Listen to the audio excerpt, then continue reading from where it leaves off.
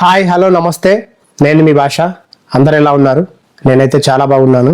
ఇవాళ ఎపిసోడ్లో మనం డిస్కస్ చేయే విషయం చాలా సీరియస్ విషయము. ఈ డీలిమిటేషన్ని అజెండాగా చేసుకొని జనాభా పెరుగుదలనే అజెండాగా, అంటే జనాభాని పెంచడమే ఒక రాజకీయ అజెండాగా మన పైన రుద్దడానికి ప్రయత్నాలు జరుగుతూ ఉన్నాయి. అసలు ఈ జనాభా పెరుగుదల వల్ల నష్టాలేంటి? పెరిగితే ఏమవుతుంది? ఈ రాజకీయ పార్టీలన్నీ జనాభా పెరుగుదలని ఎందుకు అంత సీరియస్గా తీసుకుంటున్నాయి? సామాన్య ప్రజల మనం వీళ్ళ ఉచ్చులో పడి నష్టపోయేది ఏంటి? ఇలాంటి విషయాలన్నీ చర్చిద్దాం.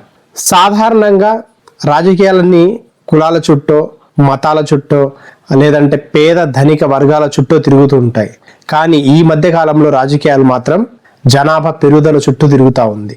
జనాభాను పెంచుకోండి, జనాభాను పెంచండి, మీరు మూడో సంతానాన్ని కూడా కనండి, కంటే మేము రాయితీలు ఇస్తాము. ఇలాంటి ఎన్నో ఊకదంపుడు, అంటే మళ్ళీ ఇలాంటివన్నీ ఉసిగొల్పి జనాల్ని జనాభా పెంచేలాగా, ప్రోత్సహించేలాగా ఈ రాజకీయ నాయకులు మాట్లాడుతున్నారనమాట. అసలు ఎందుకు ఇలా చేస్తున్నారు అంటే ఒకటే ఒక రీజను, డీలిమిటేషన్. ఈ డీలిమిటేషన్ వల్ల మన దక్షిణ భారతదేశంలో ఈ ఎంపీ స్థానాలు కోల్పోతాము, మనం రాజకీయంగా ఎదగలేము, రాజకీయంగా మనం బలంగా నిలబడలేము అన్న ఒకే ఒక ఉద్దేశంతో ఈ రాజకీయ పార్టీలన్నీ జనాభా పెంచాలి. వచ్చే సంవత్సరం అంటే 2026లో ఈ డీలిమిటేషన్ని ప్రభుత్వం అమలు చేయబోతుంది. సో వన్స్ ఈ డీలిమిటేషన్ అమలైపోతే జనాభా ప్రాతిపదికన సీట్లు తగ్గిపోతాయి, మనకి అంత ఇంపార్టెన్స్ ఉండదేమో, రాజకీయంగా మనం ఎదగలేమేమో అన్నట్టుగా వీళ్ళు ప్రజల మీద రుద్దే ప్రయత్నం చేస్తూ ఉన్నారనమాట. అంటే మీరు జనాభాని పెంచండి, సీట్లు పెరుగుతాయి, అప్పుడు మీ తరపున మేము వెళ్ళి కేంద్రంతో కొట్లాడతాము, మీకు కావాల్సిన సదుపాయాల్ని, మీకు కావాల్సినవన్నీ మేము చేసి పెడతాము, మీ పని ఒకటే జనాభాని పెంచండి అని మాత్రం చెప్తున్నారు. అసలు ఈ జనాభా పెరిగితే ఇది మాత్రం సీరియస్గా తీసుకుంటే దీనివల్ల చాలా తీవ్ర పరిణామాలు ఉంటాయన్నమాట. అవేంటి ఒక్కొక్కటిగా మనం డిస్కస్ చేద్దాం. ఫస్ట్, జనాభా పెరిగితే మనం ఎదుర్కోబోయేది ఆహారము, నీటి కొరత. కరెక్టే కదా? ఇప్పుడు వ్యవసాయం చేసే రైతులు ఎంతమంది ఉన్నారు? తినేవాళ్ళు ఎంతమంది ఉన్నారు? రోజు రోజుకు జనాభా పెరిగిపోతే, పండించే వాళ్ళు తక్కువైపోతే, తినేవాళ్ళు ఎక్కువైపోయినప్పుడు ఆహారం కొరత ఏర్పడుతుందా లేదా? ఆహార కొరత ఏర్పడితే ఉన్నోడు 1, 2, 3 కొనుక్కొని పెట్టుకుంటాడు. లేనివాడి పరిస్థితి ఏంటి? అంటే జనాలు ఆకలి చావు సావాల్సిందేనా? నెంబర్ 2, నీటి కొరత. ఈ నీటి కొరత ఇప్పటికే పల్లెటూళ్ళలో ఒకప్పుడు ఈ చేతి పంపు నీరు సురక్షితమైన నీరు అని ప్రతి చోట మేము స్కూల్స్లో కూడా రాసేవాళ్ళు అనమాట. మా చిన్నప్పుడు మా స్కూల్స్లో కూడా రాసి ఉన్నారు, చేతి పంపు నీరు సురక్షితమైన నీరు అని. ఇప్పుడు చేతి పంపు నీరు తాగే పరిస్థితే లేదు. ఎక్కడ చూసినా కూడా మినరల్ వాటర్ లేని ఊరు లేదు. అసలు ప్రతి ఇంట్లో మినరల్ వాటర్ ఉంటుంది. 100% ఇప్పుడు అయిపోయింది ప్రతి గ్రామంలో కూడా. అలాంటి పరిస్థితుల్లో ఇప్పుడున్న నీటి కొరత, ఫర్ ఎగ్జాంపుల్ ఈ ఊర్లలో బోరేస్తే ఒకప్పుడు 500, 400, 700 అడుగుల్లోకే అసలు పుష్కలంగా నీళ్లు పడేటివి. ఇప్పుడు నీళ్లు పడాలి అంటే 1000 అడుగుల లోతు వేసినా కూడా అంత సమృద్ధిగా నీళ్లు దొరకడం లేదు. ఇలాంటి పరిస్థితుల్లో జనాభా పెరిగిపోతే నీటి సమస్యలు తలెత్తి, నీటి కష్టాలు మనకు కూడా వచ్చి మనం కూడా గొడవలు పడే అవకాశాలు చాలా ఎక్కువగా ఉంటాయి. ఆల్రెడీ మన దేశంలో మహారాష్ట్ర, తమిళనాడు ఇక్కడ నీటి కొరత చాలా ఎక్కువగా ఉంది. రీసెంట్గా లాస్ట్ ఇయర్ బెంగళూరు అయితే అసలు చాలా బ్యాడ్గా నీటి కొరతలు ఎదుర్కొంది అనమాట. జనాభాని పెంచమంటున్నారు, ఇప్పుడున్న జనాభాకే ఠికానా లేదు. అంటే నిరుద్యోగం పెరిగిపోయింది, మరి ఉన్న వాళ్ళకి ఉద్యోగాలు లేవు, మీరేమో జనాభా పెంచుతామంటా ఉన్నారు. ఇంటికి ప్రతి ఇంట్లో దాదాపు 4 సంతానం అయితే 4 అక్షరాస్యులే ఉన్నారు, 3 అయితే 3 చదువుకునే ఉన్నారు. ఇంటికి ఒక ఉద్యోగం అన్నా ఉందా? క్వశ్చన్ మార్కే. ఇలాంటి పరిస్థితుల్లో జనాభా పెరిగిపోయి నిరుద్యోగాన్ని పెంచేద్దాం అనుకుంటున్నారా? అంటే ఇప్పుడున్న సమస్యలు ఒక ఎత్తు అయితే, మీరు జనాభా పెంచుదాము అని తీసుకునే నిర్ణయం వల్ల జనాభా పెరిగితే తలెత్తే సమస్యలు ఎన్ని మీకు అర్థం కావట్లేదా? ఇప్పుడు చదువుకున్న వాళ్ళకి ఉద్యోగాలు ఎక్కడున్నాయి? వచ్చిన గవర్నమెంట్ మెగా డిఎస్సి అంటా ఉంది, రేపు ఏప్రిల్లో వేస్తామంటున్నారు. వేసేంత వరకు ఎవరు నమ్మరు కదా, నిరుద్యోగులు నమ్ముతామా? అంతెందుకు, నా ఫ్రెండ్స్ ఇప్పటికీ డిఎస్సి కోసం ఎదురు చూస్తున్నారు. మీరు నమ్మండి నమ్మకపోండి, ఇంకో 2-3 ఇయర్స్ అయిపోతే వాళ్ళకి ఏజ్ బార్ అయిపోద్ది. అంటే అప్పట్లో మా అదృష్టం బాగుండి గైడ్ లైన్స్ ఉండబట్టి మేము ఏదో ఎంసీఏ చేసి ఇట్లా సాఫ్ట్వేర్ సైడ్ వచ్చాము. కానీ ఇప్పటికీ బీఈడీ చేసి ఎంఎస్సీలు చేసి ఇంటి దగ్గర ఏదో చిన్న స్కూల్లోనో కాలేజీలో జాబ్ చేసుకుంటూ డిఎస్సి వేస్తాడేమో, గవర్నమెంట్ జాబ్స్ వస్తాయేమో వాటి కోసం ఎదురు చూసే వాళ్ళు ఇంతమంది. సో నిరుద్యోగం పెరిగిపోద్ది ఆబ్వియస్లీ. ఇప్పుడున్న ఈ సమస్యని తీర్చలేదు, మళ్ళీ కొత్త సమస్యలు మీరు సృష్టిస్తారు జనాభా పెంచి. జనాభా పెరిగితే ఇంకోటి ఏమవుతుందో తెలుసా, ఒక ఉద్యోగం కోసం వేల మంది లైన్లో నించుంటారు. రీసెంట్గా ఇక్కడ బాలనగర్లో మెగా కంపెనీ వాళ్ళు వాకిన్ పెడితే కొన్ని వేల మంది వచ్చారు వాకిన్కి, నిరుద్యోగులు. ఇప్పుడు అదే జనాభా పెరిగితే ఒకసారి ఆలోచించండి. ఇంకోటి, స్కిల్ ఎక్కువైపోతుంది, జనాలు ఎక్కువైపోతే 10,000 రూపాయలతో జాబ్ చేసేవాడు నేను 5,000కే జాబ్ చేస్తానంటాడు. దానివల్ల విపరీతంగా శాలరీస్ కూడా తగ్గిపోతాయి. చూడండి, జనాభా పెరిగిపోతే ధరలు పెరిగిపోతాయి, నీటి సమస్యలు వస్తాయి, శాలరీస్ కూడా తగ్గిపోతాయి. క్వాలిటీ ఆఫ్ లైఫ్ ఎక్కడ ఉంటుంది? ఉండదుగా, ఆబ్వియస్లీ ఉండదు. ఇప్పుడున్న జనాలే ఇల్లు కట్టించుకోవాలా వద్దా, ఫ్లాట్ కొనుక్కుందామా, ఇంకేదన్నా ఏం కొనాలన్నా అసలు భూమి కొరత అనేది ఉంది. ఇప్పుడు ఊర్లలో కూడా భూమి కొరత ఉంది. ఆర్టిఫిషియల్గా మీరు అకస్మాత్తుగా రేట్లు పెంచేసరికి కొనుగోలు శక్తి కూడా తగ్గిపోయింది, చాలా మంది కొనే పరిస్థితులు లేరు. అలాంటిది జనాభా పెరిగిపోతే ఉన్న వాళ్ళకి భూమి తక్కువ, వ్యవసాయానికి భూమి ఎక్కడి నుంచి వస్తుంది, జనాలకి భూమి ఎక్కడి నుంచి వస్తుంది? సో భూమి కొరత అయితే ఒక మేజర్ ప్రాబ్లం అని చెప్పొచ్చు కదా. అలాంటప్పుడు ఏం చేస్తారు తెలుసా వీళ్ళు? ఇప్పుడే అడవుల్ని సగం నాశనం చేశారు మైనింగ్ల పేరుతో. రేపు పొద్దున జనాభా పెరిగితే హౌసింగ్ పేరుతో కూడా అడవుల్ని నాశనం చేసే అవకాశం ఉంది. మోస్ట్ క్రిటికల్ థింగ్ ఏంటో తెలుసా? ఆరోగ్యం. జనాభా పెరిగిపోతే ఆరోగ్యం ఏంటి? ఇప్పుడున్న జనాభాకే పాండమిక్ సిచ్యువేషన్ వచ్చినప్పుడు చాలా మంది బలైపోయారు, అంటే చాలా ఫాస్ట్ గా వ్యాప్తి చెందాయి. అదే జనాభా ఎక్కువైపోతే చదరపు కిలోమీటర్కి ఇంతమంది నివసిస్తున్నారన్న ఒక సంఖ్య ఉంటుంది కదా, అది పెరిగిపోద్ది.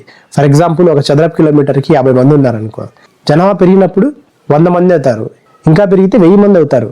సో ఇలాంటి పాండమిక్ సిచ్యువేషన్స్ లో రోగాలు ప్రబలి జనాలు నాశనం అయ్యే పరిస్థితి వస్తుంది. ఇప్పుడున్న ఆసుపత్రిలోనే సరైన అవకాశాలు లేవు, సదుపాయాలు లేవు.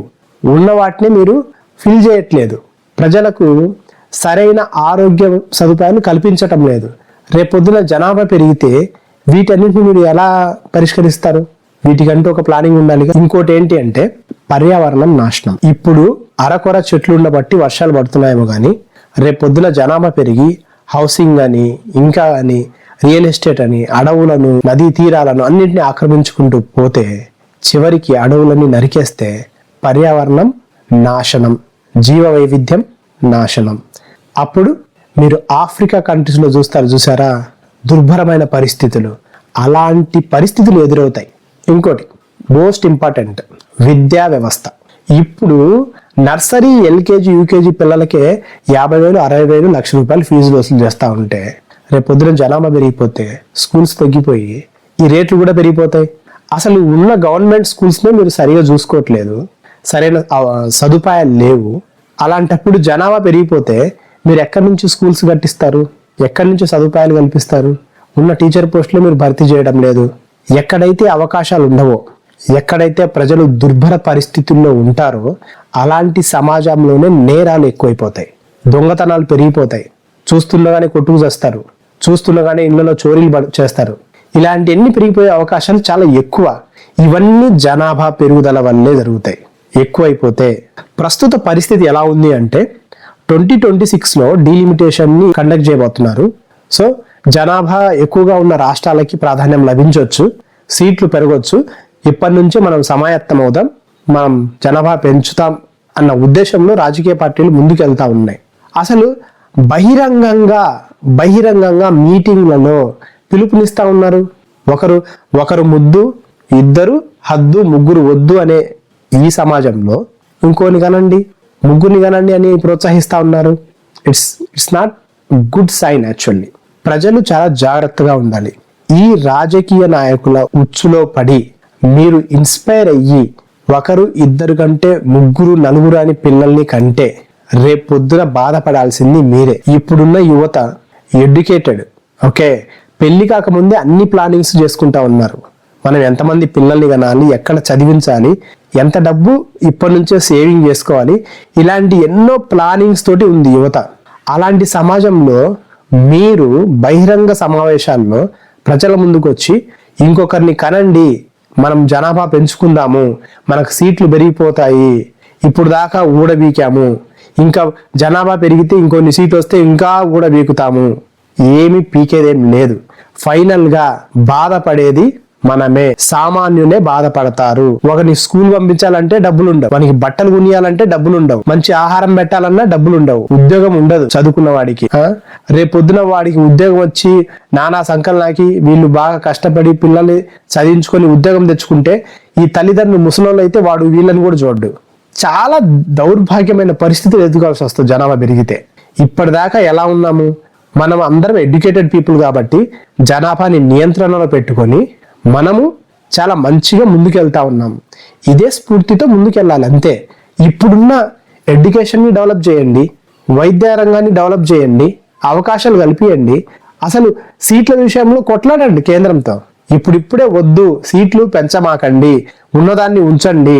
ఎప్పుడైతే మీరు నార్త్ ఇండియాలో సీట్ అంటే జనాభా నియంత్రించి మీరు కుటుంబ నియంత్రణని బాగా అమలు చేసి అప్పుడు రెండు సౌత్ నార్త్ ఎప్పుడైతే బ్యాలెన్స్ అవుతాయో అప్పుడు మనం డీలిమిటేషన్ అమలు చేద్దామని మీరు ప్రెజర్ చెయ్యండి కేంద్రాన్ని. మనది ఎన్డీఏ గవర్నమెంటే కదా ఏపీలో ఉండేది, ఆ మాత్రం ప్రెజర్ చేయలేరా? కేంద్రం చెప్పిందని మీరు హిందీని ఎందుకు వద్దంటున్నారని మనం గట్టిగా మాట్లాడినప్పుడు దీని విషయం కూడా మనం మాట్లాడాలి గట్టిగా. మనకు వద్దు, డీలిమిటేషన్ ఆపండి. మీరు 1976 ఎప్పుడు ఎమర్జెన్సీ టైం నుంచి అలాగే కొనసాగిస్తున్నారుగా. ఇప్పుడు సడన్ గా మనం డీలిమిటేషన్ తెచ్చేసి సీట్లు పెంచాల్సినంత అవసరం ఏముంది? కాన్స్టిట్యూషన్ లో అమెండ్మెంట్ తేండి, ఆపేయండి, ఇంకో 10 సంవత్సరాలు 20 సంవత్సరాలు ఆపేయండి, అంత తొందర ఏముంది? ఇలాంటివన్నీ చేయాల్సిన బాధ్యత రాజకీయ నాయకుల మీద ఉంది, పార్టీల మీద ఉంది. అంతేగాని జనాభాని పెంచండి, సీట్లు పెరిగిపోతాయి, మేం బాగుంటాము, మీ బతుకులు అలాగే ఉంటాయి, పేదోడు ఇంకా పేదోడైపోతాడు, ఉన్నోళ్ళంతా ఉన్నోళ్ళు అయిపోతారు, మా వాళ్ళే అన్ని అనుభవిస్తారు, ఇలాంటి ఆపేయండి ప్లీజ్. జనాలకి పనికొచ్చేటి చేయండి, అప్పుడే సమాజం కరెక్ట్గా ఉంటుంది. మీకు ఓటేసి గెలిపించినందుకు మిమ్మల్ని జనాలు నమ్ముతారు. ఓకేనా? నా వీడియో మీకు నచ్చింది అనుకుంటున్నాను. నచ్చితే ఒక లైక్ చేయండి, మీ ఫ్రెండ్స్తో షేర్ చేసుకోండి, సబ్స్క్రైబ్ చేసుకోండి. బాయ్.